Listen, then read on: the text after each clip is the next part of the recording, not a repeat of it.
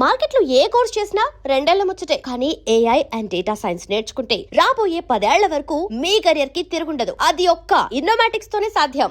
కానీ ఎవరు సార్ ఆ ఫ్రెండ్స్? ఎందుకంటే ఎంత ఎంత ఫ్రెండ్స్ అయినా సరే ఎవరికి వాళ్ళకి వాళ్ళ వ్యక్తిగత జీవితం ఉంటుంది, వాళ్ళ కుటుంబం ఉంటుంది, వాళ్ళకంటూ ఒక లైఫ్ ఉంటుంది.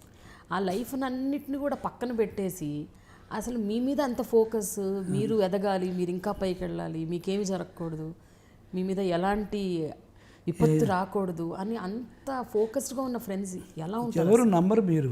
ఇప్పుడు నేను డైరెక్టర్గా ఉన్నాను కదా, ఇంతమంది ప్రొడ్యూసర్లు, ఇంతమంది స్పాన్ ఎలా ఉందో, ఇంతమంది గ్లామర్ ఎలా ఉందో ఇక్కడ నా పాలకొల్లో కూడా అలా ఉండేది. నాకు మేము స్కూల్లో కానీ చదివినప్పుడు కానీ ఈ ఫ్రెండ్స్ అందరూ నా పక్కనే ఉంటారు. మా మాస్టర్లు కానీ ఎవరైనా సరే ఉండి అందరం కలిసి ఈవినింగ్ అయితే పార్కులోకి వెళ్ళి సినిమా ఏంటి, సినిమా ఎలా తీయాలి అనేది డిస్కషన్ ఉంది. అందులో ఒక ఎమోషనలిస్ట్ ఉంటాడు, ఫైటింగ్స్ జరుగుతుంటాయి అందులోనే, చాలామందితో ఫైటింగ్లు, విచిత్రంగా యుద్ధాలు జరుగుతుంటాయి అన్నీ కూడా. అలాంటి యుద్ధాలు అంటే ఫ్రెండ్స్లోనే చిన్న ఎనిమిటీలు ఉంటాయి అప్పట్లోనే. అలాగే అప్పట్లోనే ఫ్రెండ్షిప్. అందులోకి నాది ఒక స్టడీ రూమ్ ఉంటుంది. ఆ స్టడీ రూమ్లో నేను పెయింటింగ్స్ కూడా వేసేవాడిని. అది ఈవినింగ్ అయితే నా క్లాస్మేట్స్ ఆడపిల్లలు కూడా, గర్ల్ ఫ్రెండ్స్ కూడా వచ్చేవారు అందరు బొమ్మలు వేయించుకోవడానికి రికార్డింగ్కి. అది జెల్సీ పాయింట్ అందరికి కూడా. ఆడపిల్ల కూడా మీ దగ్గరికి మీతోనే ఉండేవాడు. అంటే అక్కడే చుట్టుపక్కల ఉంటే బొమ్మలే. అప్పట్లో ఈ లవ్వులు, ప్రేమలు ఇలాంటికంటే లైఫ్ మీద ఎక్కువ ఇంట్రెస్ట్ అండి మనకి అప్పుడు. అలా వాళ్ళు వెళ్ళిపోయిన తర్వాత బయట మడత మంచి చేసుకొని స్క్రిప్ట్ రాసుకోవడం అన్నీ కూడా ఇలా జరిగినప్పుడు అంతా ఫ్రెండ్స్ ఉండేవారు. నేను నిద్రపోయేదాకా ఉండేవారు వాళ్ళు, వాడు నా దగ్గర నిద్రపోయేవారు అందరూ కూడా. మా మాస్టర్లు అందరూ కూడా, మా మాస్టర్ ఇంటి దగ్గర నేను కూర్చొని మాట్లాడుతుంటాను. అప్పుడు నాటకాలు ఫేమస్. అప్పుడు నేను ఊర్లో అంతా నాటకాలు వేయడానికంటే మా ట్రూపే. మా మాస్టర్ ఉండేవారు జయకుమార్ రావు గారిని. ఆయన ఇంటి దగ్గరికి వెళ్ళి చిన్న సజెషన్స్, మన ఇంగ్లీష్ పూర్ నేను, అందుకని నైట్ వెళ్ళి ఆయన దగ్గర ఇంగ్లీష్ నేర్చుకునేవాడిని నేను. అప్పుడు టపా టపా అని పడిపోతుండేవారు వెనకాల. ఏంటి పడిపోతుందంటే, ఏమయ్యా నువ్వు అసలే నాటకాల గ్రామర్ నీది, నిన్ను చూసి అందరూ పడిపోతున్నారా అక్కడ, రామకృష్ణ అని, యాక్సిడెంట్ అయితే నాకు వస్తుంది ఇలా చెప్పేవారు. అందుకే నా ఫ్రెండ్స్ అందరూ అప్పటి నుంచి నాతోటే ఉన్నారు. అంటే నేను పెయింటింగ్లు వేసేటప్పుడు భీమవరం దాకా బోర్డులు రాసేవాడిని నేను గోడల మీద, ఈ జోళ్ళు కంపెనీలకి దానికి. ఆ ఫ్రెండ్స్ అందరూ ముందెళ్ళి ఎల్లేసేవారు, వెనకాల నేను వెళ్ళి పేర్లు రాసేవాడిని. అందుకని మా ఫ్రెండ్స్ సార్ మీకు ఫ్రెండ్స్ అయ్యో అక్కడ పాలకొల్లు అంతా నా ఫ్రెండ్స్ అండి. వాళ్ళు ఇప్పుడు ఇక్కడికి వస్తుంటారు, ఉంటుంటారు, మాట్లాడుతుంటారు. ఈ రకంగా మీకు ఇండస్ట్రీలో పెద్ద ఫ్రెండ్స్ లేరు, మొత్తం మీ పాలకొల్లు ఫ్రెండ్సే. పాలకొల్లు ఫ్రెండ్స్ వాళ్ళు. అందులోకి నాకు గురువుగారిని నేను అడిగాను, డైరెక్షన్లో చేర్చుకుంటానండి, గురుగారు చేర్చుకోండి సార్ అని. తర్వాత ఆయన టెలిగ్రామ్ ఇచ్చారు, స్టార్ట్ ఇమీడియట్లీ రామకృష్ణని. బీకామ్ అప్పుడే పాస్ అయ్యాను నేను. నాటకాలు రిహార్సల్ చేస్తున్నాను. అప్పుడు వెళ్తే అక్కడికి వచ్చింది టెలిగ్రామ్. అవి వెళ్ళకూడదని వచ్చింది నాకు. అమ్మ ఇంతమంది ఫ్రెండ్స్ని వీళ్ళందరినీ వదిలేసి ఎలా వెళ్తాం, అమ్మ వద్దొద్దు, మీదంత అబద్ధం అయిపోద్ది బాగున్ను అని ఫోన్లు చేసి, ఎవరెవరికి ఫోన్ చేశారంటే మద్రాసులో ఉండే నా ఫ్రెండ్స్ అందరూ అప్పట్లో చదువుతున్న వాళ్ళందరూ ఫోన్ చేశారు. ఇలా టెలిగ్రామ్ వచ్చిందిరా, ఇది నిజంగా వచ్చిందా, దాసనారాయణ నుంచి, నిజమేరా బాబు నేను విన్నా, నేను పక్కనే ఉన్నా అని అందరూ కూడా అక్కడి నుంచి కంపేరు.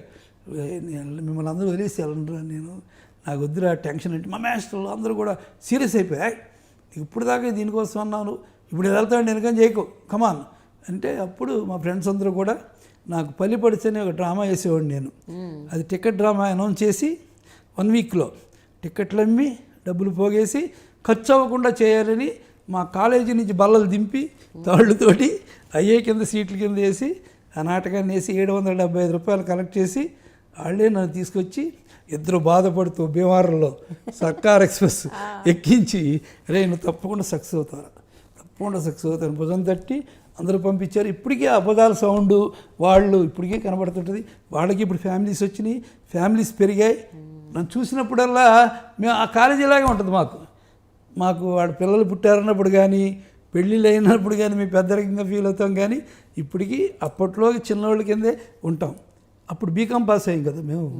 మొన్నటిదాకా యూనివర్సిటీ అంతా అదరగొట్టేశాను నేను, ఎందుకంటే బీకామ్ డిగ్రీ కావాలి. ఒకసారి పంపించారు వాళ్ళు, పడేసాం. అది యూనివర్సిటీలో ఉండే ఫ్రెండ్స్, లెక్చరర్స్ పాప అందరూ కష్టపడి నాకు ఆ బీకామ్ పాస్ అయిన డిగ్రీ పంపించారు. వాళ్ళు పంపిస్తే మా పిల్లలు చూపిస్తా, ఇక మీరు పుట్టలేదు ఇంకా, నేను బీకామ్ పాస్ అయ్యా ఇన్ ఇంగ్లీష్ మీడియం. అది ఇప్పుడు వాల్యుబుల్ అనమాట. అందుకని మనం చిన్నప్పటి నుంచి చేసిన ప్రతి అడుగు చాలా చాలా వాల్యుబుల్, చాలా కాస్ట్లీ. మా మదర్ కానీ మా ఫాదర్ కానీ వాళ్ళే నాకు ఫస్ట్ ప్రేక్షకులు వాళ్ళు. అందుకని ఎన్ని వాల్యుబుల్. ఇప్పుడు మీకు ఏదైనా కొలత ఎక్కడి నుంచైనా తీసుకోవాలంటే 100 నుంచి తీసుకోం కదా, 0 నుంచే తీసుకుంటాం. అందుకని మనం ఎక్కడ పుట్టాము, ఏం సాధించాము అనేది మన పాలకుల నుంచి ఒకసారి రివైండ్ చేసుకుంటే మనం ఎదిగాం అనిపిస్తుంది మనకి.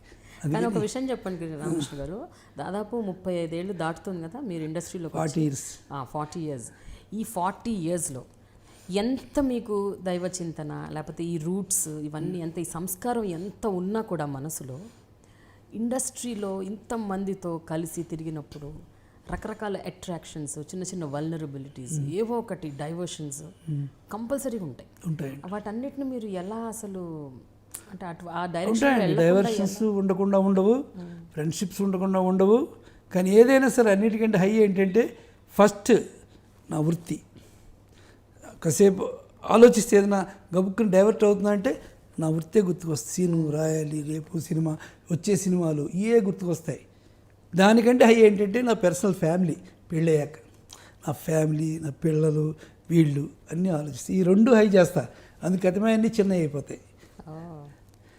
సో మీ మొట్టమొదటి సినిమా ఇంట్లో రామయ్య వీధిలో అది అసలు ఎంత నాస్టాలజిక్ ఫిల్మ్ అండి.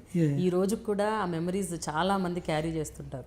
ఒక అద్భుతమైన సినిమా తీశారు అప్పుడు. కానీ ఆ సినిమా తీసే టైంలో మీరు అష్ట కష్టాలు పడ్డారని విన్నా, నిజమేనా? వెరీ సెంటిమెంటల్గా చాలా డౌన్ అయిపోయారని. ఫస్ట్ డేనే కొంచెం షూటింగ్, ఫస్ట్ డే షూట్లోనే చిరంజీవి గారు కరెక్ట్గా మీరు సెట్ చేసిన ముహూర్తానికి కరెక్ట్గా ఆయన అప్పుడు లేరని, నిజమేనా ఇవన్నీ? కానీ అంటే మనం బాక్స్ తీసుకెళ్ళినప్పుడు సెన్సార్ దగ్గర కూడా ఏదో ప్రాబ్లం చేశారు రిలీజ్. ఓకే అదే అన్నీ అంటే అదొక వెంచరే. కానీ అక్కడ నాకు పెద్ద ఏది కష్టం అనిపించలేదండి. ఎందుకంటే ఫస్ట్ నాకు ఫ్యామిలీ పెళ్ళి అవ్వలేదు అప్పటికి, నేను ఒక్కడే గురుగారు. కానీ ఏ కష్టమైనా ఇట్స్ మై పర్సనల్. అందుకని దాన్ని వెంజన్స్గా తీసుకొని ఎప్పుడు కూడా ఓకే స్పోర్టివ్గా తీసుకునేవాడిని ఏదో కూడా. అని ఇంకోటి ఏంటంటే మనం పాలకుల నుంచి వచ్చినట్టు అనుకోలేదుగా ఒక డైరెక్షన్ ఛాన్స్ వస్తుంది మనకని, రావడమే గొప్ప విషయం అనేది. అలాగే రాఘవ్ గారి దగ్గర కూర్చొని ఆయన ఛాన్స్ ఇస్తే కథలు చెప్తూ ఆయన దగ్గర మాత్రం నాకు పిచ్చ నమ్మకం. ఎందుకంటే ఆయన పట్టుకున్నాడంటే అబద్ధం మాత్రం ఆడ్డు. ఆయన అనుకున్నది అనుకున్నాడు చేస్తాడు. అది రాఘవ్ గారిలో ఉండే గొప్పతనం. బట్ ఆయన ఇంప్రెస్ చేయాలి మనం. అందుకని ప్రతిదానికి కథ చెప్పేవాడు నేను.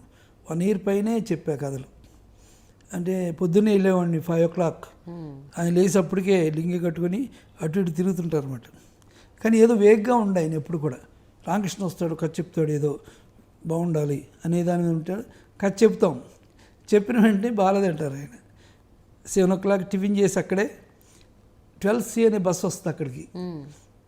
అది ఎక్కేవాడిని. అది ఎక్కితే 3 hours తిరిగి వస్తుంది మళ్ళీ అక్కడికే. టికెట్ కొనుక్కుని ఇంకో కథ చెప్పేవారా? వచ్చేలోగా మళ్ళీ కథ చెప్పేవాడిని. చెప్తే నాకు కండక్టర్ డ్రైవర్ కూడా ఫ్రెండ్స్ అయిపోయారు వాళ్ళు. ఎక్కండి సార్, ఏంటిది మీకు పర్లేదు, ఇంకో ట్రిప్ అటు అయినా ఆ పక్క అయినా అంత ఫ్రెండ్స్ అయ్యారు అన్నమాట. అలా చేస్తే ఆయన బాగా రాఘవ్ గారిని ఆయన బాగా ఇంప్రెస్ అయ్యేవారు. ఏదో కూడా కష్టపడుతున్నాడు అని.